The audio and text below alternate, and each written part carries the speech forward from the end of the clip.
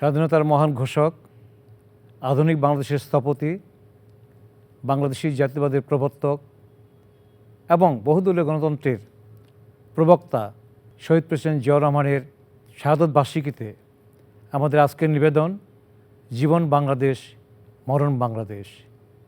একটি মানুষ যখন কীর্তিমান হয়, একটি মানুষ যখন মহাকালের মহানায়কে পরিণত হয়, সে মহানায়ককে আমরা হাজারো কোটি কোটি নীহারিকার মাঝে একটা উজ্জ্বল নক্ষত্র হিসেবে দেখতে পাই। তেমনি একজন উজ্জ্বল নক্ষত্র ছিলেন আমাদের দেশ বরেণ্য নেতা এবং দেশের রাষ্ট্রনায়ক শহীদ প্রেসিডেন্ট জিয়াউর রহমান।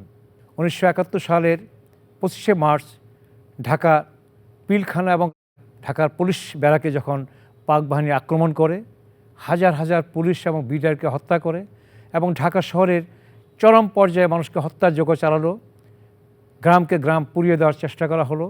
সেই সময় দিক বিদিক শূন্য হয়ে গেল মানুষের মন। মানুষ ছুটে বেড়াচ্ছে, কোথায় যাবে, কে তাদের আশা দেবে, কে তাদের নেতৃত্ব দেবে, কে তাদের ডাক দেবে, কোথায় যাবে তারা।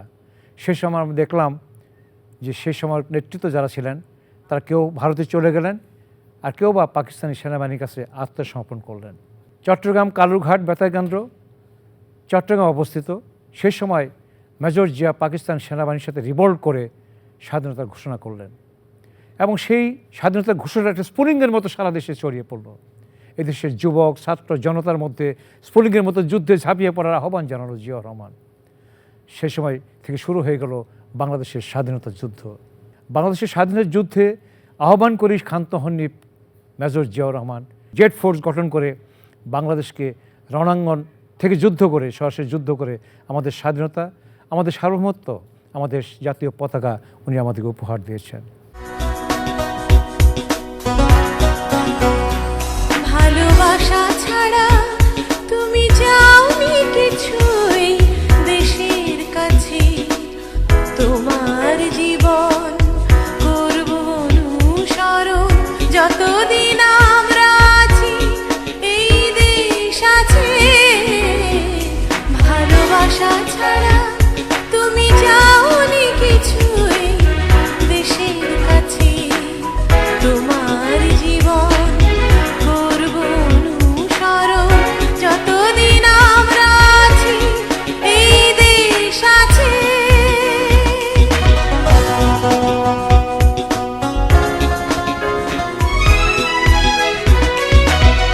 দেশ প্রেম দিয়ে মানুষের ভালোবাসা সব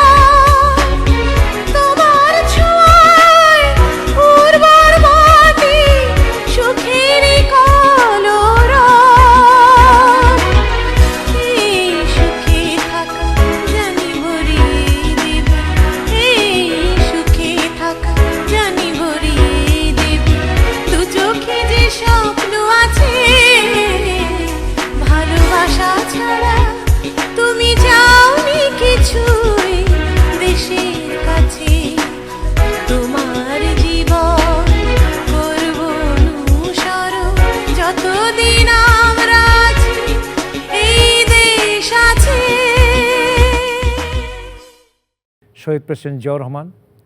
সে ৭১ সালের পর সেনাবাহিনীতে ফিরে গিয়েছিলেন এবং যথারীতি তিনি সেনাবাহিনীতে ছিলেন সেনাবাহিনীর প্রধান হিসেবে। ৩রা নভেম্বর বাংলাদেশের একটি অঘটন ঘটে, সেটা হলো সেনাবাহিনীর প্রধান মেজর জেনারেল জিয়াউর রহমানকে বন্দি করা হয়। মেজর জেনারেল খালেদ মোশাররফের নেতৃত্বে সেই সময় একটা কূ হলো। সেই কূ জিয়াউর রহমান এবং তার পরিবারকে বন্দিদশা রাখা হলো ক্যান্টনমেন্টের বাসভবনে। ৬ তারিখে রাত্রে সারা বাংলাদেশের মানুষ এবং ঢাকা শহরের সিপাহী জনতার একটা বিপ্লব সংগঠিত হয়ে গেল। জিয়াউর রহমানকে তার বন্দিদশা থেকে মুক্ত করে এনে রাষ্ট্রীয় ক্ষমতা অধিষ্ঠিত করলেন। আমি প্রথমেই স্বাধীনতার ঘোষক শহীদ প্রেসিডেন্ট জিয়াউর রহমানকে স্মরণ করছি। আমার সাথে শহীদ প্রেসিডেন্ট জিয়াউর রহমানের সাক্ষাৎ হয় ঢাকা বিশ্ববিদ্যালয়ে। শহীদ প্রেসিডেন্ট জিয়াউর রহমান ঢাকা বিশ্ববিদ্যালয়ে গিয়েছিলেন এই বিশ্ববিদ্যালয়ের চ্যান্সেলর হিসাবে, দেশের প্রেসিডেন্ট হিসাবে, এবং তিনি তখন chief marshal administration also. Dhaka বিশ্ববিদ্যালয়ে যাওয়ার পরে কিছু অঘটন ঘটেছিল।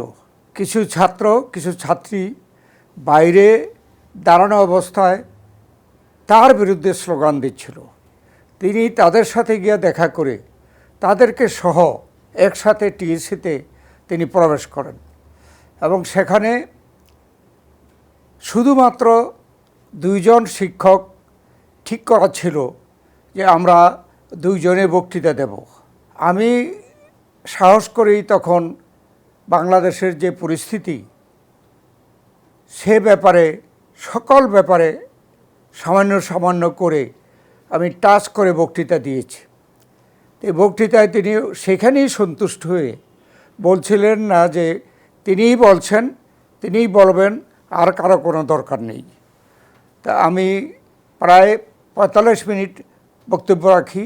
পরে শহীদ প্রেসিডেন্ট জিয়াউর রহমান আমাকে স্টেজে রেখেই বলেন যে আমিও কিছু আপনাকে প্রশ্ন করব, তার উত্তর দিতে হবে। আমি প্রশ্নের উত্তর দিয়েছি, সেটাও প্রায় 45 মিনিট। সেখানে কিন্তু অনেক বিষয় শহীদ president Ziaur Rahman, martial law, এগুলোর বিরুদ্ধে, বিশ্ববিদ্যালয়ের পরিস্থিতি, এগুলোর ব্যাপারে সবই কিন্তু সরকারের বিরুদ্ধে ছিল। তারপরে তিনি চলে যাওয়ার পরে আমার বিশ্ববিদ্যালয়ের কলিগরা, ইভেন ভাইস চ্যান্সেলর তখনকার, তিনি আমাকে পরামর্শ দিলেন আমি যেন বিশ্ববিদ্যালয় এলাকায় না থাকি। কারণ আশা করা হয়েছিল যে আমাকে গ্রেপ্তার করা হবে এবং বিশ্ববিদ্যালয়ের ছাত্রছাত্রী যারা টিএসসির বাইরে বেয়াদবি করেছিল তাদের হয়তো বিরুদ্ধে কোনো অ্যাকশান হতে পারে। কিন্তু অত্যন্ত আমরা খুশির ব্যাপার বা এটা আশ্চর্যের ব্যাপার যে দেশে সামরিক আইন থাকা সত্ত্বেও কোনো হলে যারা ছাত্ররা এইসব করেছিল তাদেরকে খোঁজ করে নাই। আমার বাসায়ও কোনো গ্রেফতার করতে যায় নাই। আমি তখনও একটু আত্মগোপনে ছিলাম। আমাকে তৎকালীন শহীদ প্রেসিডেন্ট জিয়াউর রহমানের মন্ত্রী, আজকে যে মঈন খান, আমাদের ডক্টর মঈন খানের বাবা, তো ওনার মাধ্যমে আমাকে শহীদ প্রেসিডেন্ট জিয়াউর রহমান ডেকে নেন। নিয়ে আমি মনে করেছিলাম আমাকে ভর্ৎসনা দেবে, কিন্তু দেখলাম যে আমাকে প্রশংসা করলো এবং বলল যে আপনি যেগুলো বলেছেন সঠিক। আমি দেশের প্রেসিডেন্ট হিসেবে বা বিশ্ববিদ্যালয়ের চ্যান্সেলর হিসেবে সব কিছুর জবাব দিতে পারিনি, আসলে আপনি সঠিক বলেছেন।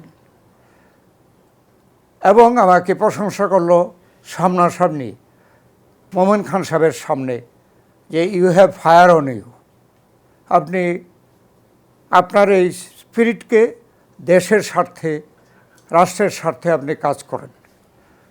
এইভাবে আমি শহীদ প্রেসিডেন্ট জিয়াউর রহমানের সাথে আমি জড়িত হয়ে গিয়েছি।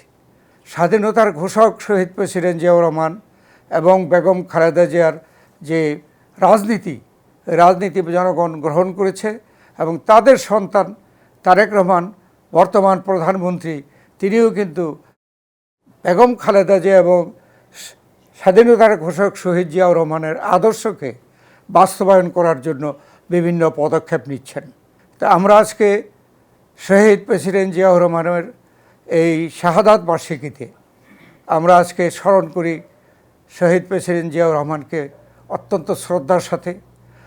আমি বিশেষ করে শহীদ প্রেসিডেন্ট জিয়াউর রহমান এবং দেশনেত্রী বেগম খালেদা জিয়ার যাতে করে বেহেশত নসিব হয় সেই জন্য আল্লাহর কাছে আমি দোয়া করছি। জনগণকে আমি অনুরোধ করব দোয়া করার জন্য শহীদ প্রেসিডেন্ট জিয়াউর রহমানের শাহাদাত বার্ষিকীতে এবং বেগম খালেদা জিয়াকে স্মরণ করে আমি দোয়া করার জন্য আমি সকলের কাছে আবেদন জানাচ্ছি। জিয়া রহমান 1971 সালে যেমনি বলেছিলেন, আমি মেজর জিয়া বলছি, I am declare the independence of Bangladesh, তেমনি 1975 সালে 7 নভেম্বর জিয়া রহমান উচ্চারণ করলেন, আমি মেজর জেনারেল জিয়াউর রহমান বলছি, তোমরা সবাই যার যার অবস্থানে ফিরে যাও। আবার ব্যারাকে ফিরে গেলেন সেনাবাহিনী, জনতা ফিরে গেলেন তার ঘরে। জিয়া রহমানকে রাষ্ট্রীয় ক্ষমতায় বসানো হলো। জিয়া রহমান রাষ্ট্রীয় ক্ষমতা আসার পর বাংলাদেশের যে কাজটি প্রথম করেছিলেন সেটা হলো বাংলাদেশের একদলীয় শাসন ব্যবস্থার পরিবর্তে বহুদলীয় গণতান্ত্রিক ব্যবস্থা। 4টি পত্রিকা বাদে সমস্ত পত্রিকা বন্ধ করে দেওয়া হয়েছিল। সেই সময় প্রেসিডেন্ট জিয়াউর রহমান সাহেব সকল সংবাদপত্রের স্বাধীনতা দিয়ে গেলেন, অবাধ স্বাধীনতা দিলেন। সারা বাংলাদেশ থেকে প্রকাশিত থাকলো সমস্ত সংবাদপত্র। বাক ব্যক্তির স্বাধীনতাকে তিনি পুনর্বাসন করলেন। দলীয় রাজনীতিকে পুনর্বাসন করে বললেন, এক ব্যক্তির নয়, এক দল নয়, বহুদলীয় গণতান্ত্রিক ব্যবস্থা এখানে থাকবে। এবং বহুদলীয় গণতান্ত্রিক ব্যবস্থার কারণে জিয়াউর রহমান সাহেব একটা বহুদলীয় রাজনীতির চর্চা করলেন। সেই সময় তিনি একটা দর্শন দিয়ে গেলেন মানুষের কাছে। সেই দর্শন হলো বাংলাদেশি জাতীয়তাবাদ। মণিপুরি বলেন, গারো বলেন, হাজং বলেন, চাকমা বলেন, এই সমস্ত নৃতাত্ত্বিক গোষ্ঠীর নিজস্ব ভাষা আছে, সংস্কৃতি আছে, তার কবিতা আছে, গান আছে, তার সব কিছুকে সমন্বয় করে জিয়াউর রহমান বললেন, এই টেরিটরির মধ্যে যারা বসবাস করবে, এই সার্বভৌমত্বের মধ্যে যারা বসবাস করবে, তাদের একটা আত্মপরিচয় থাকবে। সে পরিচয় হলো আমি বাংলাদেশি। এই যে পরিচয়ের, এই যে মালা গাঁথলেন জিয়াউর রহমান বাংলাদেশি জাতীয়তাবাদের ভিত্তিতে, এটা হলো রেনবো রেশনের মালা গাঁথা। এবং বহু বর্ণের মালা গাঁথলেন জিয়াউর রহমান সাহেব। এই বহু বর্ণের মানুষকে সহাবস্থান তৈরি করলেন। হিন্দু বলেন, বৌদ্ধ বলেন, খ্রিস্টান বলেন, সকল ধর্মের মানুষকে, সকল বর্ণের মানুষকে এবং সকল ভাষাভাষী মানুষকে একত্রিত করে জিয়াউর রহমান একটা রেনবো স্টেট তৈরি করলেন, নেশন তৈরি করলেন, যেটা হলো বাংলাদেশি জাতীয়তাবাদ। এই যে আত্মপরিচয়, এটা যতদিন বাংলাদেশ থাকবে, যতদিন আমাদের সার্বভৌমত্ব থাকবে, যতদিন আমাদের স্বাধীনতা থাকবে, আমাদের অস্তিত্ব যতদিন থাকবে, ততদিন আমাদের জাতীয় পরিচয় আমাদের সাথে থাকবে। হৃদয়ে তোমার বন পলাশের হু হু পর্বত, দু চোখে ফুটেছে জ্যোৎস্নার ধান শীষ। বন্ধু আমার কোন পাহাড়ের নির্জনতার দেশে বেদনায় একা শুয়ে আছো ব্যথিত কদম ফুল। তুমি ঘুম ঘুম রাঙুনিয়ার পাঁজর মথিত গান, মেঘের মোহন ডানার গহীনে জলের জঙ্গমতা, ক্রিসেন্ট লেকের পাথারে পাথারে বেদনার গংরানি, বাতাসে ব্যাকুল রক্তের ঝলকানি। ফকির মজনু শাহ তোমাকে ডাকি, তিতুমির বাঁশের কেল্লা তোমাকে ডাকি। ইশাখা 11 সিন্ধু ঘুমিয়ে পড়েছ, শেরে বাংলা আবুল হাসিম ভাসানী ভাসানী। 1971 সাল রক্তের বন্যা, কোথায় উদ্ধার তীর, কোথায় স্বজন? নায়ক আমার অকস্মাৎ জেগে ওঠো নুহের জাহাজ, লাফ দিয়ে ওঠে সিংহ শাবক পাথর ঘাটার প্রতি জনপদে। রৌমারি আর জাফলং থেকে ঝড় উঠে আসে স্বপ্ন পাহাড়। নায়ক তোমার শব্দের বরা ভয়, ছলাৎ ছলাৎ ঢেউ ওঠে নাচে, ইথারের বুকে ফেটে ওঠে কমল কলি। জেগে ওঠে দেশ মুক্তিযুদ্ধ, নায়ক আমার বুকের রক্ত মুক্তিযুদ্ধ। রাত কেটে যায়, পূবের সূর্য উকি দেয় মাঠে, কোথায় স্বদেশ? শোষণ মুক্ত সোনার সকাল, সকালের মুখ বিকেলেই মরে যায়। মুখ কালো করে সূর্য ডুবেছে মাঠে, নতুন বর্গী লুণ্ঠন আর কুৎসিত সব শোষণ শোষণ। নায়ক তোমার দু চোখে কিসের পানি? সকালের বদলে আসে জোহাকের দাঁত ঘষ্টানি, আসে অগ্রাসনের, আসে হাহাকার। হঠাৎ গুলির শব্দ, হঠাৎ তপ্ত সীসা, চট্টলা থেকে রক্তের ছিটা তেঁতুলিয়া গিয়া লাগে, চট্টলা থেকে রক্তের ছিটা যমুনার বুকে লাগে, পদ্মা মেঘনা কর্ণফুলী সহসা মুহ্যমান, 11 কোটি মানুষের মাটি চিৎকার করে ওঠে, আকাশ ফাটায় মানুষের আহাজারি। এ কার রক্ত, এ কার রক্ত? ঘাতক ঘাতক নারীর জঠরে জন্ম কি তোর নয়? মূর্ছিত মার বুকে লুটায় বাংলাদেশ। এই জিয়াউর রহমানের অবদানকে আজকে সারা বাংলাদেশের মানুষ মন থেকে গ্রহণ করেছিল বলেই এখনও বারবার জিয়াউর রহমানের কথা মানুষ ভাবে, চিন্তা করে যে একটা মানুষ সেনাবাহিনী থেকে এসে কিভাবে জনগণের সাথে মিশে গেলেন। তিনি গ্রামে গঞ্জে ছুটে বেড়ালেন, মানুষকে উদ্বুদ্ধ করলেন, বিভিন্ন জায়গায় গিয়ে মানুষকে উৎসাহিত করতেন ফল মূল গাছ লাগানোর জন্য। খাল খননে হাত দিলেন জিয়াউর রহমান সাহেব। উনি বললেন, আমরা তো ভাটির অঞ্চলে বসবাস করি, আমাদের এখানে পানি যদি কেউ আটকে ধরে রাখে তাহলে আমরা তো পানি পাবো না। আমরা জানি আমাদের উজানে ভারত 54টি নদীর মুখে তারা বাঁধ দিয়ে রেখেছে, বন্যার সময় সমস্ত পানি ছেড়ে দিলে আমরা বাংলাদেশে প্লাবিত হয়ে যাই। এই জন্য জিয়াউর রহমান সাহেব ভাবলেন এই খাল খনন এবং নদী খনন কর্মসূচি গ্রহণ করতে হবে। তাতে কি হবে, আমরা যে বন্যার সময় যে পানিটা আসে সে পানি ধরে রেখে রিজার্ভ করে সে পানিটাকে শীত মৌসুমে আবাদ করব। এবং শীত মৌসুমে আবাদ করার পরে আমাদের ফসল উৎপন্ন দ্বিগুণ তিগুণ করা যাবে। এক ফসলের জমি সেই সময় 3 ফসলই করা হয়েছিল। এবং আপনারা জেনে আশ্চর্য হবেন, সেই সময় অল্প সময়ের মধ্যে জিয়াউর রহমান সাহেব একটা তলাবিহীন ঝুড়ি বাংলাদেশকে একটা স্বনির্ভর বাংলাদেশে পরিণত করলেন। এবং তিনি বললেন যে আমাদের এই বাংলাদেশ স্বনির্ভর, এই বাংলাদেশ থেকে খাদ্য রপ্তানি করলেন জিয়াউর রহমান সাহেব, চাল রপ্তানি করা হয়েছিল সেই সময়।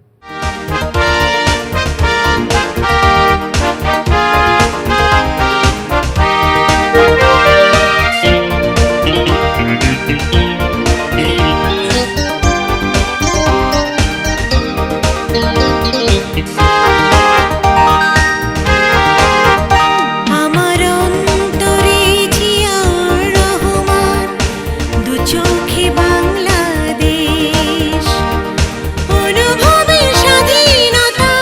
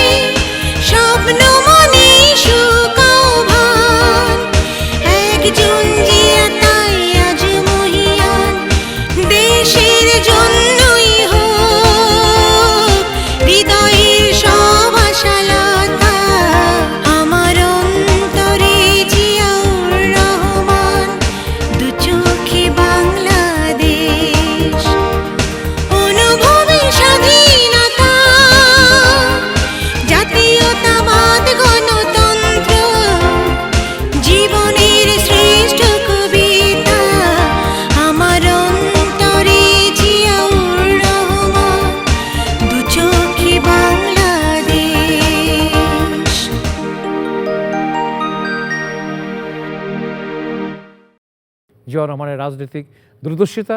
প্রায় 200 বছর পরে বাংলাদেশ কী হবে এই চিন্তা ছিল জিয়াউর রহমানের মাথায়, এবং এই দৃষ্টিভঙ্গি থেকে একটা আধুনিক বাংলাদেশ গড়ার চিন্তা করেছিলেন।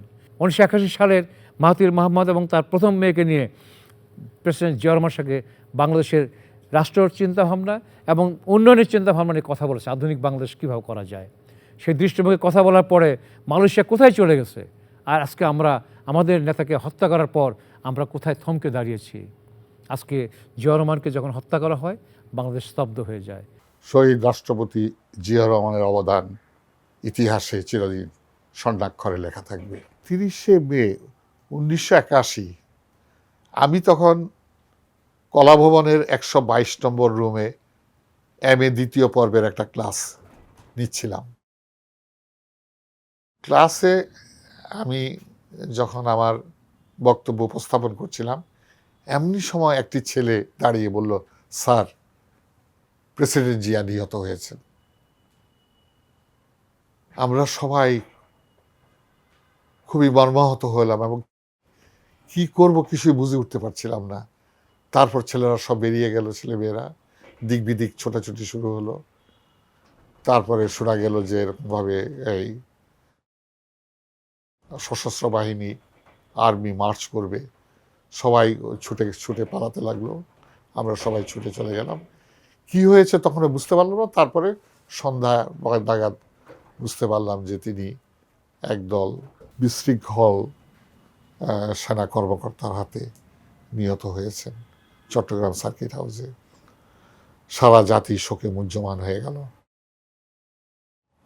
এবং জিয়াউর রহমানের মৃত্যুতে বিদেশের অনেক রাষ্ট্রপতি, রাষ্ট্রপ্রধান এবং সরকার প্রধান শোক পাঠিয়েছেন। কারণ জিয়াউর রহমান আমাদের যে বৈদেশিক পররাষ্ট্রনীতি ছিল, সেই পররাষ্ট্রনীতি ক্ষেত্রে অনেক পরিবর্তন এনেছিলেন। অনেক রাষ্ট্রের সাথে সুসম্পর্ক ছিলেন, যেমন মুসলিম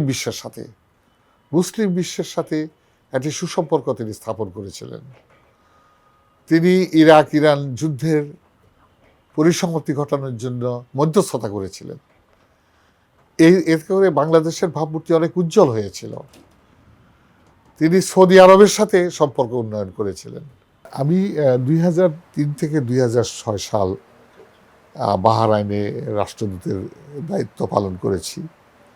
সেই সময়ে আমি দেখতে পাই যে বাহরাইনের রাস্তায় নিম গাছের চারা, নিম গাছ। তখন আমাকে ওরা বলল যে এটা প্রেসিডেন্ট জিয়া যখন বাহরাইন সফরে এসেছিলেন তখন তিনি এই গাছ নিয়ে এসেছিলেন।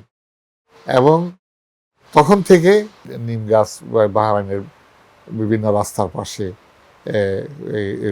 রোপণ করা হয়েছে। এবং নিম গাছের যে গুণাবলী এগুলো তারা জানতে পেরেছে এবং এই গাছের খুব কদর করে তারা।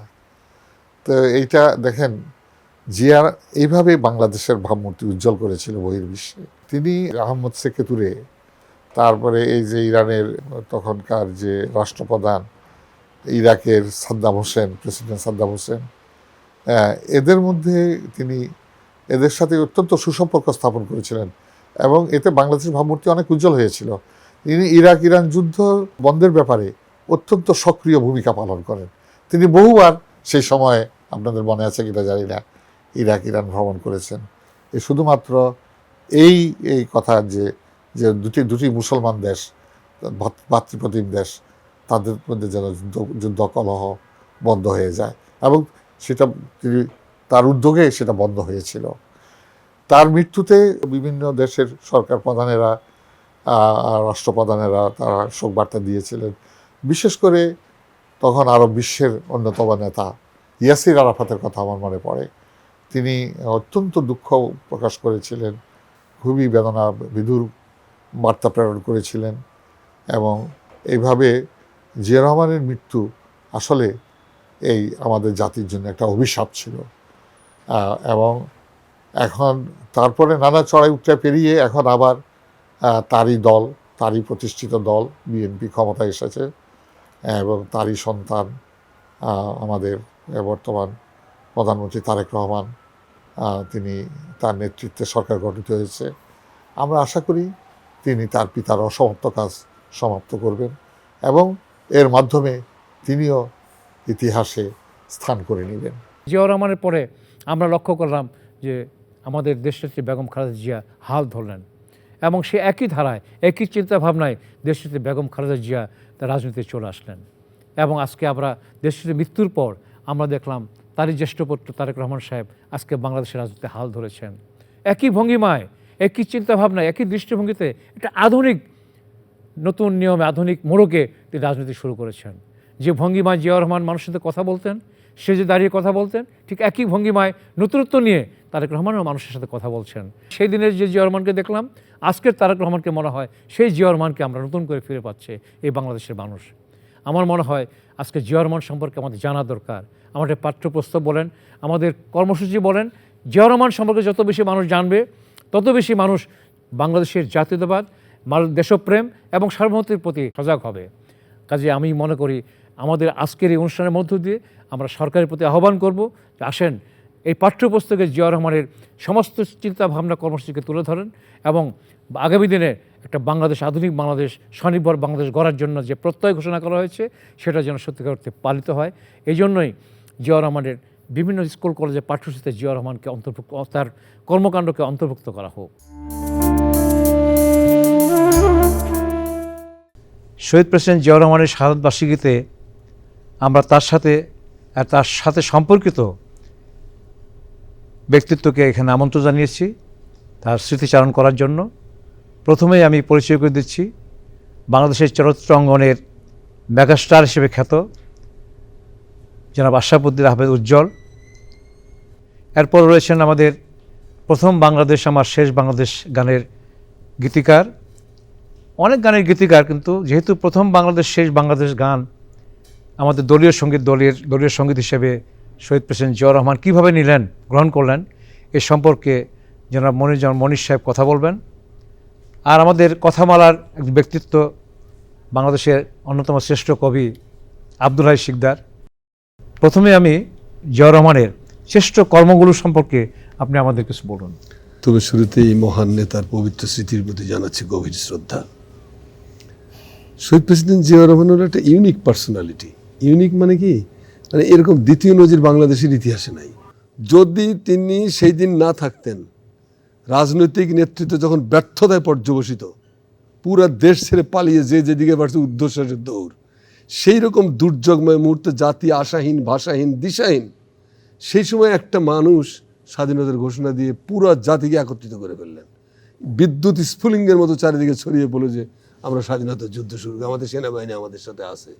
এই স্বাধীনতার ঘোষণাটুকু দিয়েও যদি জিয়াউর রহমান তার দায়িত্ব শেষ করতেন, ইতিহাসে তার নাম সোনার অক্ষরে লেখা থাকতো। তারপরেও এটা একটা। 2 নম্বর হলো যে 7ই নভেম্বরের মতো সিপাহী জনতার বিপ্লব, এই বিপ্লবকে অর্থবহ করা, এই বিপ্লবকে প্রাণবন্ত করা, এই বিপ্লবকে সফল করা, চরিতার্থ করা, এই কাজগুলো যিনি করেছেন তিনি প্রেসিডেন্ট জিয়াউর রহমান, তিনি নায়ক।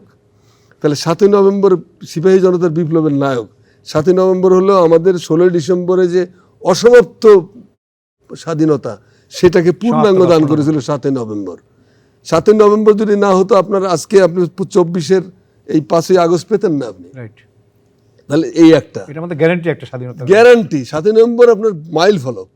তারপরে আসেন আপনি বাংলাদেশি জাতীয়তাবাদ।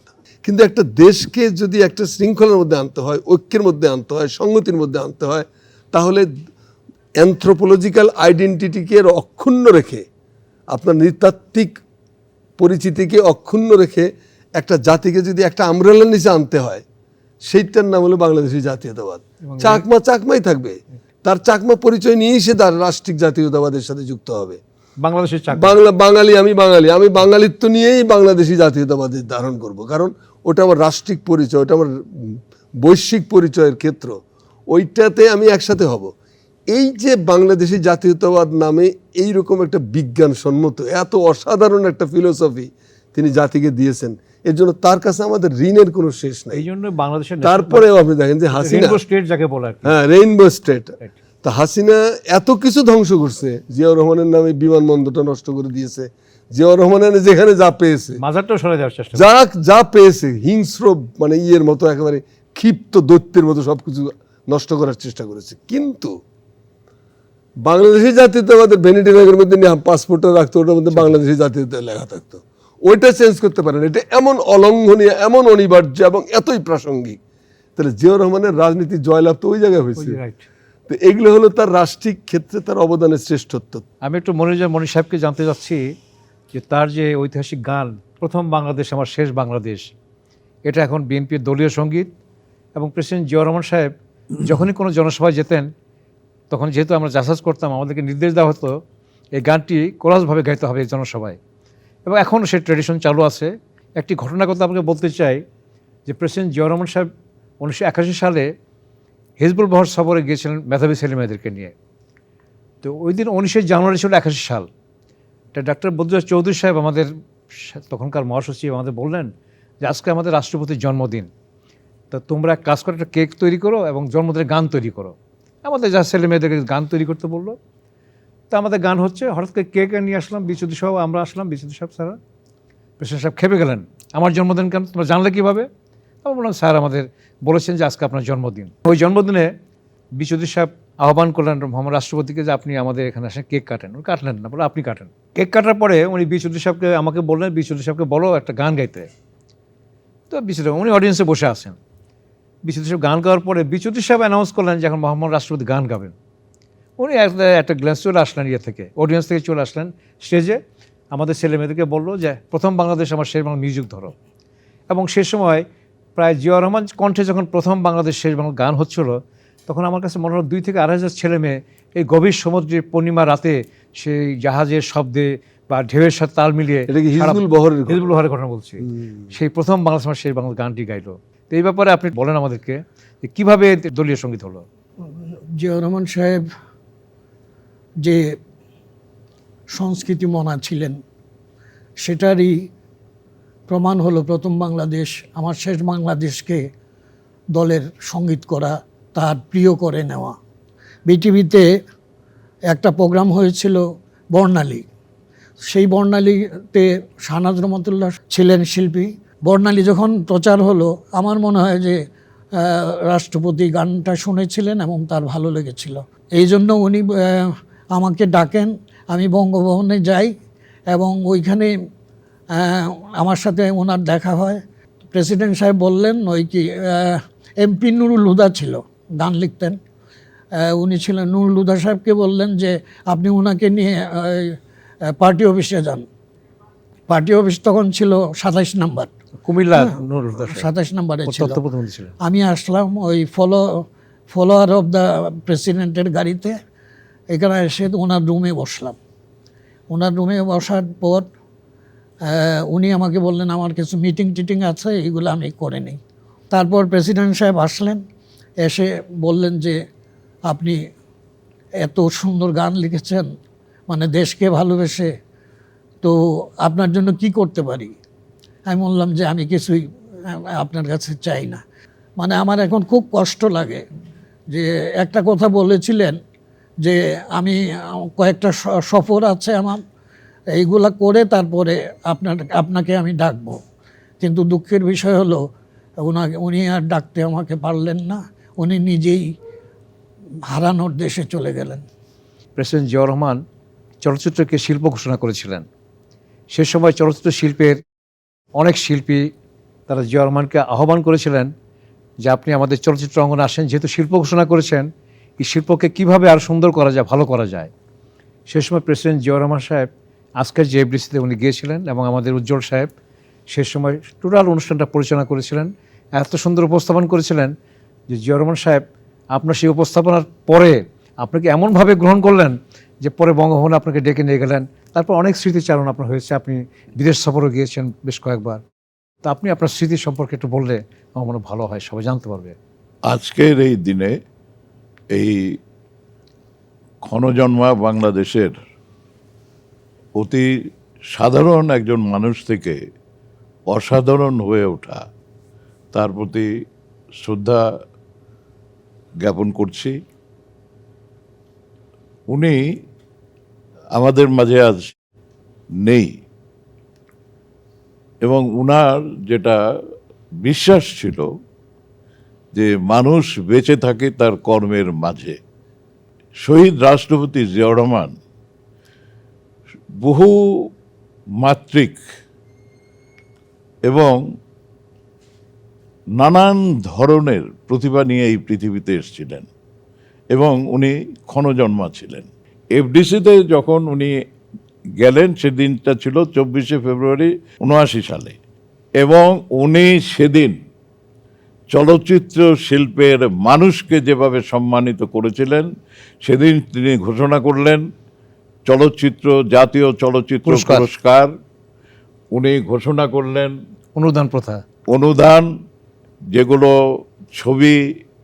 যে ছবিগুলো একটু শৈল্পিক হবে, কবিরপুরের জমি, তারপরে হচ্ছে দুস্থ শিল্পীদের জন্য ফান্ড করা হয় করা ইত্যাদি সমস্ত কিছু উনি দিয়ে উনি সেখান থেকে প্রস্থান করলেন। এই যে রাষ্ট্রীয় জাতীয় পুরস্কারগুলো, পরবর্তীতে 21শে পদক, স্বাধীনতা পদক, এই সব কিছু উনি করেছিলেন। এখানেই শুধু মানে এই যে সংস্কৃতির মানুষের জন্য তার শেষ নয়, আমাদেরকে নিয়ে তার যে শেষ রাষ্ট্রীয় সফর ছিল, যেটা কথা আপনি উল্লেখ করলেন, জার্মানি এবং সিরিয়া।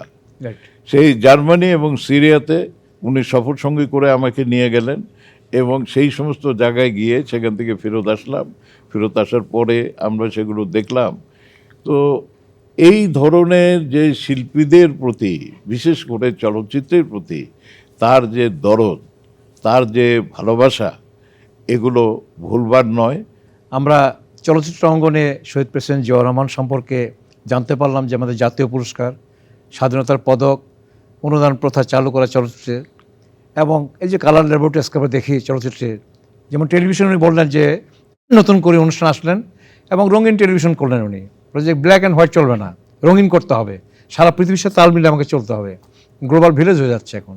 চলচ্চিত্রকে উনি তাই চিন্তা করলেন যে আমাদের চলচ্চিত্রকে একটা রঙিন পরিস্ফুরণ করতে হবে, এই চলচ্চিত্রকে দিয়ে মানুষের কাছে আমার মেসেজ পৌঁছাবে।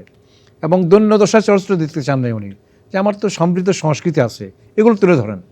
এই কাজগুলো জিয়াউর রহমান সাহেব করেছিলেন এবং সেই কাজের মধ্য দিয়ে জিয়াউর রহমান বেঁচে থাকবেন আজীবন। যতদিন বাংলাদেশ থাকবে, বাংলাদেশের সাংস্কৃতিক অঙ্গন যতদিন পরিচ্ছন্ন থাকবে, যতদিন এদেশের স্বাধীন সার্বভৌম থাকবে, ততদিন পর্যন্ত জিয়াউর রহমান প্রতিটি মানুষের হৃদয়ে অম্লান হয়ে থাকবেন। যে শহীদ প্রেসিডেন্ট জিয়াউর রহমানকে যিনি কবি আল মাহমুদ প্রত্যক্ষ করেছিলেন এবং তার তৃষিত জলধি একটা উপন্যাস রচনা করেছিলেন প্রেসিডেন্ট জিয়াকে নিয়ে। এইভাবে আমাদের কবি, সাহিত্যিক, বুদ্ধিজীবীরা যদি আমাদের রাজনীতির নেতৃত্বের প্রতি সম্মান এবং শ্রদ্ধা জানান এবং তাদের স্মৃতিচারণ করেন, তাহলে মনে হয় আজকে যে জেনারেশন তারা জিয়াউর রহমান সম্পর্কে আরও ভালোভাবে জানতে পারবেন।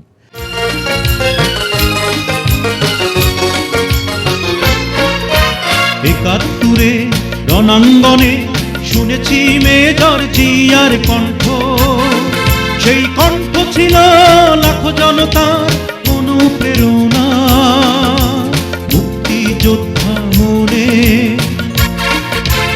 একাত্তরে রণাঙ্গনে শুনেছি মেজর জিয়ার কণ্ঠ, সেই কণ্ঠ ছিল লাখো জনতার অনুপ্রেরণা, মুক্তিযোদ্ধা মনে।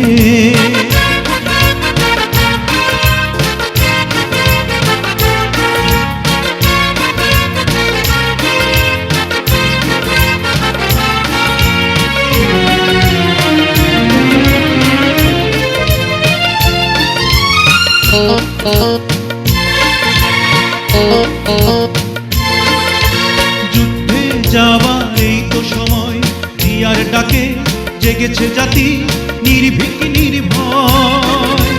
যুদ্ধে যাবার এই তো সময়, জিয়ার ডাকে জেগেছে জাতি নির্ভীক নির্ভয়।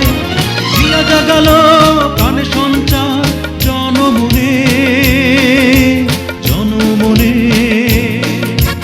একাত্তরে রণাঙ্গনে শুনেছি মেজর জিয়ার কণ্ঠ, সেই কণ্ঠ ছিল লাখো জনতা অনুপ্রেরণা, মুক্তিযোদ্ধা মনে।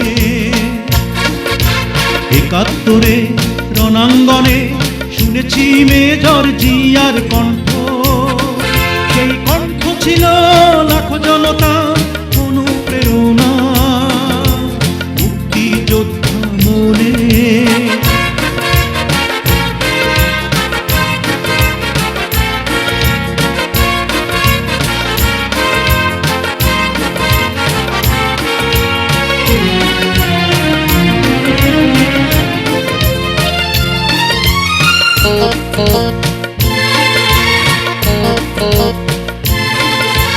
দেশকে গড়ার এলো সময়, জিয়ার হাতে জেগেছে এ দেশ দুর্বার দুর্জয়। দেশকে গড়ার এলো সময়, জিয়ার হাতে জেগেছে এ দেশ দুর্বার দুর্জয়।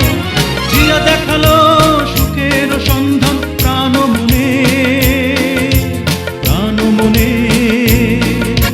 ৭১ রণাঙ্গনে শুনেছি মেজর জিয়ার কণ্ঠ, সেই কণ্ঠ ছিল লাখো জনতা অনুপ্রেরণা, মুক্তিযোদ্ধা মনে। ৭১ রণাঙ্গনে শুনেছি মেজর জিয়ার কণ্ঠ, সেই কণ্ঠ ছিল লাখো জনতা অনুপ্রেরণা, মুক্তিযোদ্ধা মনে।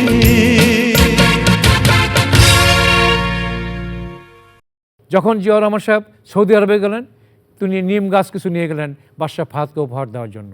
বাদশাহ ফাহাদ বলে, এটা কী? বললেন, গরিব দেশের প্রেসিডেন্টের একটা উপহার গ্রহণ করেন। এই নিম গাছগুলি যে আপনি আরাফাত ময়দানে লাগান, পানি দেন, এই গাছগুলো একদিন ছায় হবে। আরাফাত ময়দান যে মরুভূমি, এটাকে সবুজে অরণ্যে পরিণত হবে। আজকে যারা হজে যান, ওমরায় যান বা সৌদি আরবে যারা যান, তারা দেখতে পারেন যে নিম গাছগুলো কিভাবে অরণ্য হয়ে গেছে আরাফাত ময়দান। এখন ওখানে মানুষগুলো এটাকে জিয়া ট্রি বলা হয়। অর্থাৎ জিয়াউর রহমান সাহেবের দৃষ্টিভঙ্গি দেখেন যে কোথায় চলে গেছে। বিনিময়ে বাদশাহ ফাহাদ বলেছেন, আপনি কী চান? আমি কিছু চাই না, আমার দেশে অসংখ্য যুবশক্তি আছে, এদেরকে কাজে লাগান।